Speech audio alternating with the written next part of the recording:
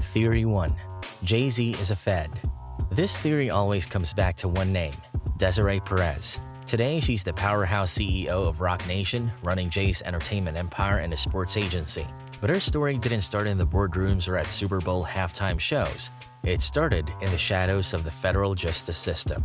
Back in 1994, Perez got popped for 35 kilos of cocaine.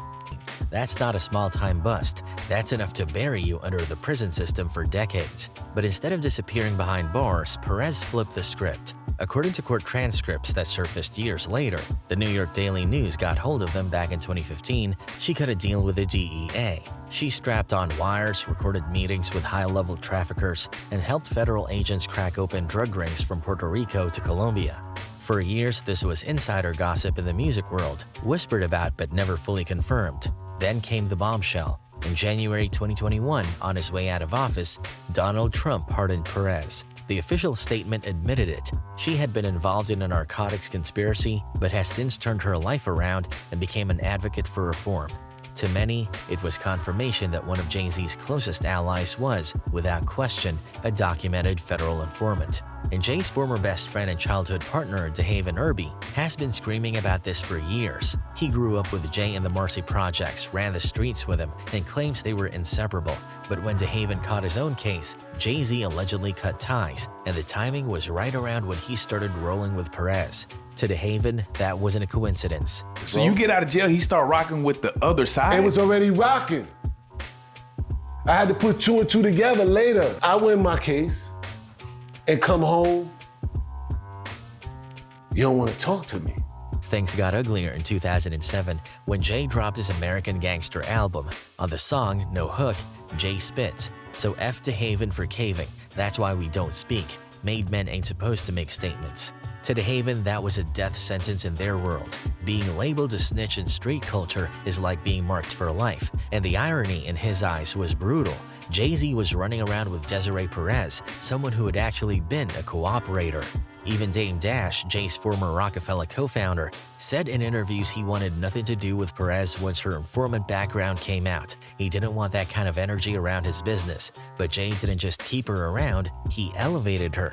That's one of the core reasons this theory keeps circling back. If you're the biggest rapper alive, why would your right-hand person be someone with those kinds of ties, unless that connection benefited you? The examples don't stop there. Take the Lance Rivera stabbing in 1999. Jay was accused of stabbing the music exec at a Q-Tip album release party. That kind of charge could have ended his career, but instead of prison, he got 3 years probation. For decades, everyone assumed he got lucky. But in 2023, Rivera himself admitted Jay didn't even stab him. Was Jay-Z the one that actually stabbed you? No. Jay-Z was not the guy who actually stabbed me that night. That matched what Nas had said years earlier on Ether, that Jay had taken the rap for someone else. But theorists flipped it on its head. If he was innocent, why plead guilty? Was there a quiet deal made to keep things moving smoothly? Then there's the contrast with his partners. Biggs Burke, one of Rockefeller's original founders, got hit with a 5-year federal sentence in 2012 for moving marijuana. Meanwhile, Jay kept climbing, clean as ever, on his way to billionaire status. Fans bring up his old Lost 92 Bricks line and wonder, how does a man rap about that kind of weight, move in those circles, and yet dodge all the legal bullets that took down everyone around him? Fast forward to the Diddy investigations in the 2020s, and the whispers only got louder. Civil lawsuits dragged Jay-Z and Beyonce's names into the mess, painting them as potential witnesses to Puff's infamous freak-off parties. Some tabloids even claimed Jay was ready to throw Diddy under the bus to save himself and his family.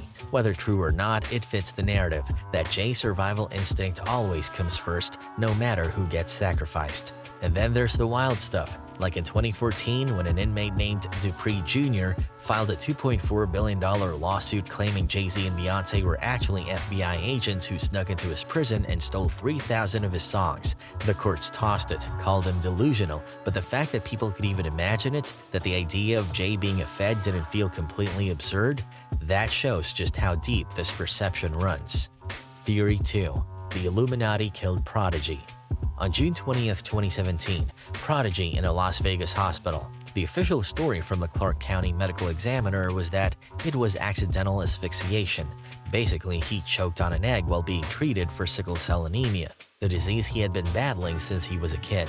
According to the Clark County Medical Examiner, Prodigy, one half of Mobb Deep, choked on an egg while at the hospital getting treated for a flare. To a lot of people, that explanation sounded almost too ordinary. Fans who had followed Prodigy for decades couldn't believe that a man who fought through sickle cell could go out like that by choking on breakfast food in a hospital full of doctors. It didn't sit right, and part of the reason it didn't sit right is because Prodigy himself had spent the last 20+ years warning the world about a shadowy enemy he called the Illuminati. This wasn't some posthumous theory dreamt up after he passed. Prodigy himself had been the architect of it. Since the mid-90s, he'd been saying their name on wax, making it clear he believed powerful forces were pulling strings behind the scenes. The first big moment came in 1995 when he jumped on LL Cool J's I Shot Ya remix and dropped the line, "Illuminati want my mind, soul, and my body, secret society trying to keep their eye on me." At first, it sounded cryptic, almost like some clever wordplay, but the deeper Prodigy got into his career, the more he leaned into it. What started as a throwaway rhyme became a lifelong obsession, even a mission.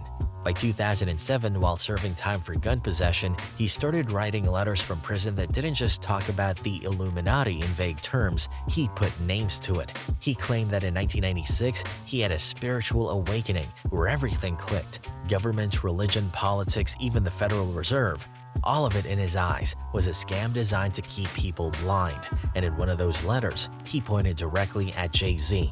He wrote that Hove knows the truth but chose sides with evil in order to be accepted in the corporate world, accusing him of hiding knowledge from the black community while pushing what Prodigy called the lifestyle of the beast. And Prodigy didn't stop there. He promised that he'd never stop fighting this so-called hidden order. In his words, "I will relentlessly attack Jay-Z, the Illuminati, and any and every other evil that exists until my lights are put out." Then he added something that now feels chilling. "I fear nothing and no one. I'm fearless because the truth has set me free from the Illuminati mental enslavement." He later clarified that he didn't literally mean Jay-Z was some card-carrying Illuminati member, but he doubled down on the bigger picture, that there were elite groups manipulating the world, and that hip-hop was a tool they were using. I believe that there's definitely secret society. You know what I mean? I believe definitely maybe some of these label heads, like major labels and like major corporate companies, might have something to do with it. As he got older, his warnings only got louder. In interviews, he talked about satanic rituals involving kids. On Twitter in 2014, he posted about voodoo rids on kids and told his followers to wake up, saying people were too blind to see what was happening. By one of his last interviews, he brushed the whole Illuminati topic off like it wasn't even worth debating anymore. He called it preschool information. And he wasn't just talking. Prodigy was planning something huge, a musical about the Illuminati. He was working on it with music journalist Kathy Landoli. She later confirmed it, saying it was going to be a semi-autobiographical piece, starting from his prison years and expanding into how Illuminati paranoia became woven into hip-hop itself.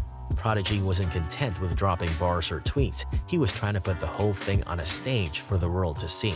That's why, for a lot of people, the way he died felt way too convenient. Sure, sickle cell anemia is no joke. It put him in hospitals often, drained his energy, and made every year a fight. But how does a 42-year-old man, surrounded by doctors and nurses, choke on a boiled egg to the point of death? His family didn't buy it either. They ended up filing a wrongful death lawsuit against the Spring Valley Medical Center in Las Vegas. They said the hospital staff were negligent, that they didn't monitor him properly, that his IV wasn't working, that his oxygen levels weren't being checked, even after doctors had specifically said it needed to be done. The whispers grew even louder when years later, a clip of Kanye West discussing Prodigy's death with Candace Owens mysteriously got yanked from YouTube. Owens herself got slapped with a one-week suspension after the fact. To believers, that wasn't random. That was proof. The man's death was still too sensitive to be spoken about in public. Of course, skeptics push back. They say it was nothing more than a tragic accident. Sickle cell weakens your body in ways most people don't understand. If he was sedated or if his body was worn down from treatment, something as simple as food could become fatal. And the truth is, no criminal investigation was ever launched. No evidence of foul play has ever surfaced. But when you put all the pieces together, the official story feels incomplete. For his fans, it wasn't an accident. It was a prophecy, one Prodigy himself had already written. Theory 3. Suge Knight injected AIDS into Eazy-E. March 26, 1995, the day the hip-hop world lost Eazy-E. He died in Los Angeles at just 30 years old. The official cause of death was pneumonia brought on by complications from AIDS. What made his passing so shocking wasn't just that he died young, but how fast it all happened. On February 24th, he was admitted to Cedars-Sinai Medical Center with what doctors thought was a really bad cough. By the time they ran the test, they discovered it wasn't just a cold, it was HIV/AIDS, and just over a month later, Eazy was gone. That quick decline from a man who looked healthy to someone in a hospital bed fighting for his life has fueled one of the darkest, most sinister conspiracy theories in rap history, a theory that says Eazy-E didn't die from natural causes, he was murdered. And the man people point to behind it was none other than Death Row Records' infamous CEO, Suge Knight. The wildest part is that the strongest evidence comes straight from Suge's own mouth. In 2003, 8 years after Eazy's death, Suge Knight went on Jimmy Kimmel Live and, while sitting back smoking a cigar, described a new method for killing someone. He said, "Technology is so high, so if you shoot somebody, you go to jail forever. They have a new thing out. They get blood from somebody with AIDS and they shoot you with it. That's a slow death, the Eazy-E thing." Technology is so high, right? Right. So if you shoot somebody, you go to jail forever. To the kids, you don't want to go to jail forever, right? So they got this new thing out there. People sell them all the time. They get blood from somebody with AIDS, and then they shoot you with it. Oh, so well, that seems bad. That's a slow death. Yeah. An Eazy-E thing, you know what I mean? Yeah. It was delivered as a joke, but it sent chills through anybody who had ever whispered about Eazy's death. That moment turned rumor into legend. Since then, Suge has been asked about it in interviews from prison. He's never flat-out confessed, but he's also never denied it. In fact, in one sit-down, he brushed off incriminating himself, but then added how suspicious the timeline was, saying he had never seen anyone go from healthy to dead that fast. Jerry told Eazy he should go to the doctor just for a checkup, physical. You didn't have one. Next thing you know, Eric got a shot. Supposed to make him feel better. Next thing you know, they say Eric got AIDS. Next thing you know, he's a dead mother. And as everybody knows, Suge Knight and Eazy-E had real, bitter history. The bad blood started over Dr. Dre. When Dre wanted out of his contract with Eazy's Ruthless Records to join Suge and build Death Row, Eazy refused. According to NWA's old manager, Jerry Heller, Suge and his guys didn't exactly negotiate. They showed up with baseball bats and lead pipes. They forced Eazy's hand, literally beat him into signing those release papers. So the idea that Suge might go further, in the minds of conspiracy theorists, doesn't sound far-fetched. Violence was already part of his business model. Eazy's death didn't just shock fans. People close to him questioned it too. Crazy Bone from Bone Thugs and Harmony, a group Eazy mentored and signed, couldn't understand how it happened so fast. His collaborator, BG Knockout, who rode with him during the real Mother Effing G's days, was even more blunt in a 2011 interview with Hip Hop DX. He said, "I believe in my heart somebody did something to Eric. For a person to have full-blown AIDS that quickly is suspicious. I was around Eric for the last 3 years of his life, and he never had an episode like this. Never ever. Something is strange." Even Eazy's own family wasn't buying the official story. His son, Young Eazy, has gone on record multiple times saying Suge Knight murdered his father, pointing right back at that Jimmy Kimmel interview as proof. To him, it wasn't just a joke, it was a confession. But as much as conspiracy makes sense in a street-level way, there's a strong counter-argument grounded in cold facts and medical science. First off, Eazy himself admitted to living reckless. In his last public statement read by his lawyer just days before he passed, he came clean about his lifestyle. The man had 11 children by 8 different women. He rarely, if ever, used condoms. By any standard, he was at extreme risk of contracting HIV naturally. And from a medical perspective, HIV can sit in your body for years, showing no obvious symptoms. Then, seemingly out of nowhere, it can advance to full-blown AIDS. When that happens, decline can be rapid. Doctors who study the disease say what happened to Eazy-E is consistent with that pattern. Microbiologist Wilmore Webley even told Vice that the idea of contracting HIV from a single tainted needle was highly unlikely. The odds are extremely low. Even Ice Cube has weighed in. On Logan Paul's Impulsive podcast, Cube broke it down in simple street logic. He said, "I think if somebody poke you with one of them goddamn needles, you know, Eazy would tell somebody, this mother F poked me with some shit. If he didn't know he got poked, then the conspiracy lives on."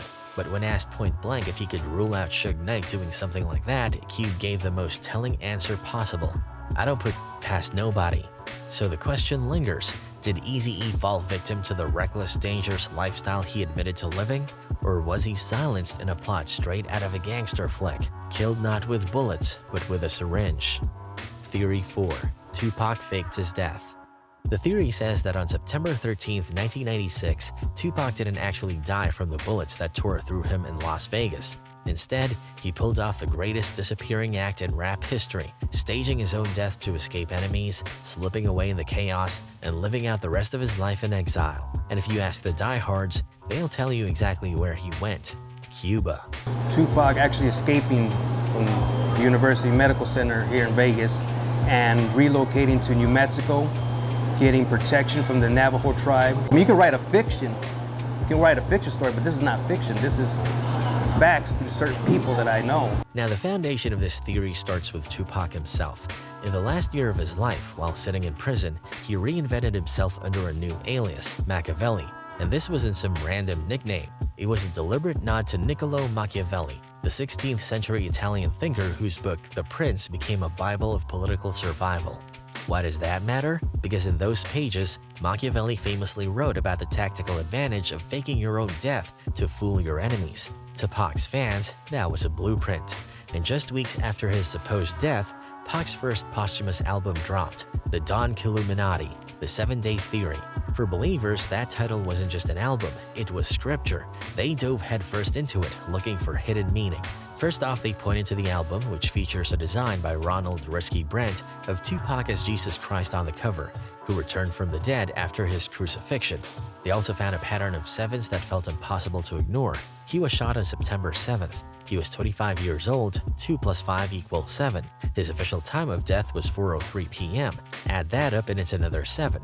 He supposedly survived for 7 days in the hospital, though officially it was 6. Suddenly, 7 became this mystical number, a prophecy of his planned return. Fans even circled July 7, 2007 as the day Tupac would rise again. Thousands waited, that date came and went, Pac never showed. But the theory didn't fade, it only grew. Then there's the way his death was handled, or rather how strangely it wasn't. One of the most famous men on the planet, gunned down in Vegas, and yet there was no public funeral, no massive memorial, nothing you'd expect for someone of his stature. To make it stranger, he was cremated the day after his death. No public viewing, no chance for closure. Just ashes that became their own mystery when his crew, the Outlaws, claimed they smoked some of them with weed in a tribute. Later, his family said that story wasn't true, so what happened to the remains? Nobody really knows. Even the official paperwork doesn't line up. The coroner's report listed Tupac as 6 feet tall and 215 pounds. Anyone who'd ever seen Pac knew that wasn't right. He was about 5'7" and much slimmer. So whose body were they measuring? And why did it happen so fast? To make things even more bizarre, there's a story that the man who cremated Tupac's body was paid $3 million by Suge Knight and then vanished into thin air, retiring immediately, like he was part of the plan. And if Pac really wanted to disappear, where better than Cuba? That's where the theory gets its backbone. His aunt, Assata Shakur, a Black Panther legend, had already been living in Cuba since 1984 after escaping prison in New Jersey. She's been protected under asylum ever since, untouchable to US authorities. If there was one place on earth Tupac could hide safely, it would be right there, under the wing of family, shielded by Castro's Cuba. Some people even claim to have direct knowledge. Michael Nice, who said he worked security for Pac, swore that he helped smuggle the rapper to Havana, supposedly with help from Castro himself. Naughty by Nature's Treach, one of Tupac's close friends, was once caught on a hot mic after an interview casually saying, "Last time I saw him, he was in Cuba." And that idea has had such a grip on the culture that rappers like Eminem and Kendrick Lamar have dropped bars about it, keeping the whispers alive. But it's not just logistics. For believers, the biggest evidence comes straight from Pac's music. His lyrics have always had this haunting, prophetic quality, as if he knew what was coming. On Ain't Too Hard to Find, he rapped, "I heard rumors, I died, murdered in cold blood, dramatized, but that was fiction, some coward got the story twisted." On Better Days, he spits, "Expect me like you expect Jesus to come back, I'm coming." And then there's the intro to Bomb First. If you listen close, some fans swear you can hear a faint voice whispering, "Suge shot me." And speaking of Suge, his role in this theory is massive. He was driving the car when Pac was shot. He saw everything. For years, people have asked him directly what really happened that night, and his answers are never clear. In 2017, speaking from prison, Suge said, "With Pac, you never know." He even recalled laughing and joking with Pac in the hospital, confused about how he went from doing good to doing bad overnight. He opened that same interview by saying, when Pac died, if he really did. Even his son is added fuel, claiming Pac is alive and hiding in Malaysia. Now the other side is simple. Officially, Tupac Shakur is dead. The Las Vegas police, the hospital staff, and most importantly, his mother, Afeni Shakur, all confirmed it.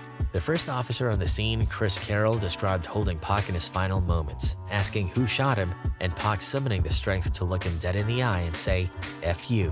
Those were his last words. He was getting the breath together to tell me, and he looked me right in the eyes, and we looked at each other, and he said, "F you." And he said it just like that, with the emphasis on that F. And the skeptics point out the obvious. If Tupac really did escape, how has he managed to stay hidden for almost 3 decades? The idea that one of the most famous men on earth could disappear completely is almost harder to believe than the fact that he's gone. Theory 5. Eminem was replaced. Back in the early 2000s, Eminem was everywhere. But then something strange happened. Around 2005, at the height of his fame, Eminem kind of disappeared. For a while, he went completely quiet. When he came back in 2009 with his album Relapse, a lot of fans felt like the man standing in front of them wasn't the same Marshall Mathers they remembered. His face looked different, his voice sounded different, even his whole energy seemed off. That's when one of the strangest conspiracy theories in music history started to take shape. The belief that Eminem actually died in 2006, and the guy we've been seeing since is either a clone, a lookalike, or some kind of industry-made android built to keep the money flowing. According to the theory, the real Eminem supposedly died in one of 2 ways, either from a drug overdose or a secret car crash. In fact, a Spanish website, La Guía del Varón, reported in 2006, Eminem died in a car accident. The motive for replacing him, believers argue, was simple. Eminem was too valuable to lose. He wasn't just an artist, he was a billion-dollar industry, and too many people stood to lose too much if he was gone. From there, fans started pulling together evidence. First, they looked at his face. People compared pictures of Eminem from the early 2000s to his comeback years and pointed out major changes. His jawline, his bone structure, even his eyes. One fan summed up the feeling by saying, "Yeah, I believe he's a clone. It doesn't even look like him anymore, and his eyes are dead." On top of that, his body looked drastically different. Before his hiatus, Eminem had a fuller build. When he came back, he looked thinner, almost sickly at times. Some fans even said he looked anorexic. Then came the voice. Listeners claimed his delivery wasn't the same. The sharp, rapid-fire nasal tone had shifted into something deeper and flatter. Some even called it robotic. Then his style was much darker. Gone was the wild Slim Shady clowning around in colorful videos. Now he was dressed in all black with music that felt more serious and intense.